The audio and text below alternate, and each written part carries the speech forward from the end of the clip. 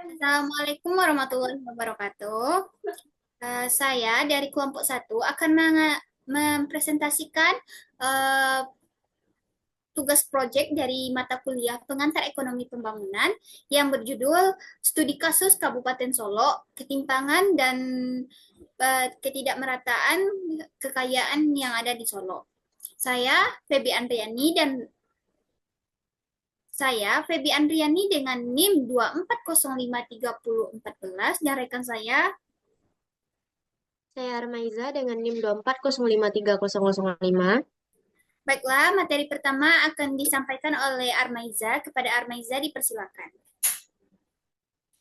Baiklah, yang melatar belakangi proyek kita yaitu yang pertama, Kabupaten Solok masih menghadapi tingkat kemiskinan yang cukup tinggi, yaitu 7,13% pada tahun 2023 kemarin.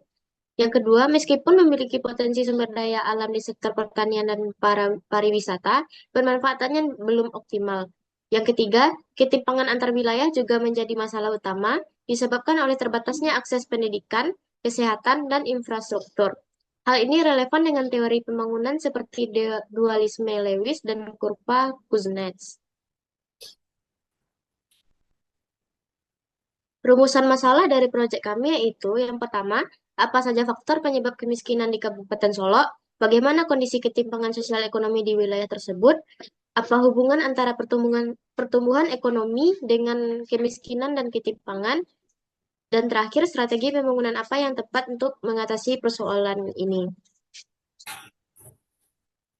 Tujuan penelitian proyek kami yaitu yang pertama menganalisis penyebab utama kemiskinan di Kabupaten Solok, yang kedua mengetahui tren dan tingkat ketimpangan sosial ekonomi, menelaah hubungan antara pertumbuhan ekonomi dan kesejahteraan masyarakat, dan yang terakhir memberikan strategi kebijakan pembangunan ekonomi yang adil dan berkelanjutan.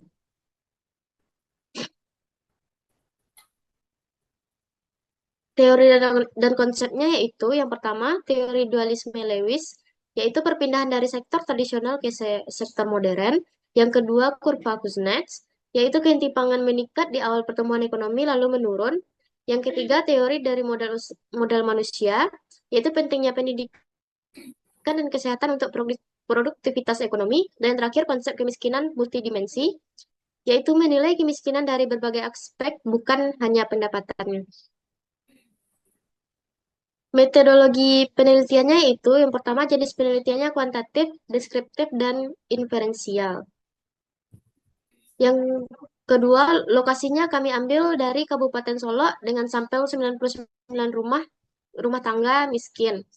Yang ketiga, teknik pengumpulan data kami yaitu kuesioner atau primer dan data BPS, DTKS, RPJMD atau sekunder.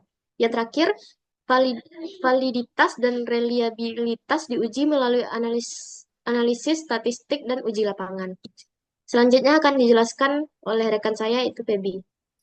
Hasil penelitian yaitu kemiskinan menurun dari 75% di tahun 2022 menjadi 6,9% perkiraan 2024. Rumah tangga miskin umumnya bekerja di pertanian, lahan sempit dengan pendidikan rendah, akses ke sanitasi air bersih dan BPJS masih terbatas, ketimpangan meningkat,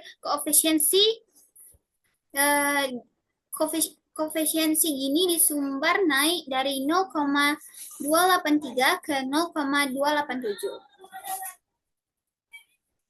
Analisis dan pembahasan, kemiskinan bersifat struktural dan kronis, rendahnya akses dan produktivitas. Yang kedua, ketimpangan ekonomi menghambat pertumbuhan inklusif. Yang ketiga, pendekatan multidimensi yang sangat penting, yaitu menggabungkan aspek ekonomi, pendidikan, dan kesehatan. Yang keempat, yaitu program bantuan yang harus disertai pemberdayaan berkelanjutan.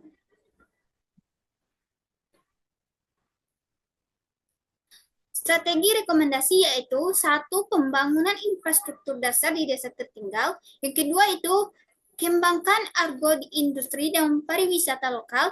Yang ketiga yaitu pelatihan keterampilan untuk kelompok miskin. Yang keempat, gunakan data real time RT atau RW untuk evaluasi dan program bantuan. Baiklah, kesimpulan dan saran yang telah kami cangkup, yaitu yang pertama, kemiskinan memang menurun, namun belum menyentuh akar permasalahan struktural. Yang kedua, ketimpangan meningkat, perlu strategi pembangunan inklusif dan adil. Yang ketiga, pemerintah daerah perlu memperbaiki basis data dan memperkuat koordinasi program. Dan yang terakhir, penelitian selanjutnya disarankan menggunakan pendekatan campuran dan jangka panjang. Sekian dari saya, terima kasih. Saya kembalikan kepada Feby Andriani. Oke, sekian yang dapat kami sampaikan. Salah dan janggal kami mohon maaf. Jika ada kekurangan, mohon kritiknya. Sekian dari saya sebagai moderator. Assalamualaikum warahmatullahi wabarakatuh. Happy, happy, happy.